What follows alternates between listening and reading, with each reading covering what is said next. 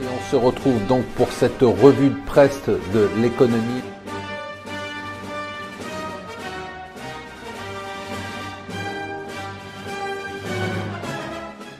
Bonjour et bienvenue sur Mon Financier, c'est le Morning Zapping, nous sommes le vendredi 13, bouge, ça fait peur.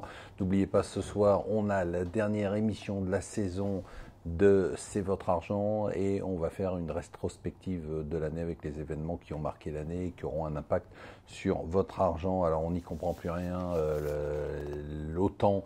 Bon, Trump est sorti de là en disant ça y est, j'ai réussi à convaincre tout le monde, ils vont tous augmenter leur budget et j'ai obtenu une victoire sans précédent. Et puis dès qu'il est parti, Macron a dit bah non, pas du tout, on n'a rien décidé, on n'a pas dit qu'on allait augmenter nos budgets, on a dit qu'on allait faire de notre mieux, mais en tout cas, on n'a pas donné de deadline. Bon voilà, à suivre de très près, comme d'habitude, c'est pas très clair. Hier aussi, situation totalement aberrante, ubuesque, classique de chez Trump.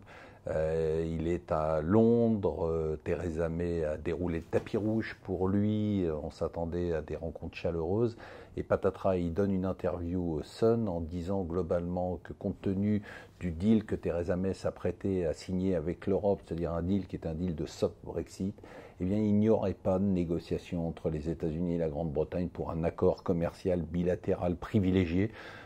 Et puis alors, il se permet même de rajouter une chose, il dit finalement le vrai bon leader pour la Grande-Bretagne, ça serait Boris Johnson, et il continue, il dit donc c'est une mauvaise nouvelle qu'il ait quitté le gouvernement. C'est quand même un peu chaud de faire ça alors qu'on est en train d'être reçu par Theresa May, enfin c'est du Trump dans le texte.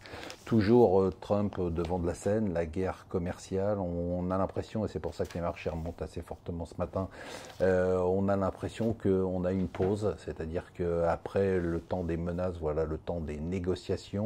Le Donald Trump et la Chine se disent prêts à négocier, donc on ne sait plus du tout si on va avoir une guerre ou pas de guerre, ou si on a le cas classique à la Donald Trump, c'est-à-dire je menace et puis derrière je négocie l'impôt à prélèvement à la source.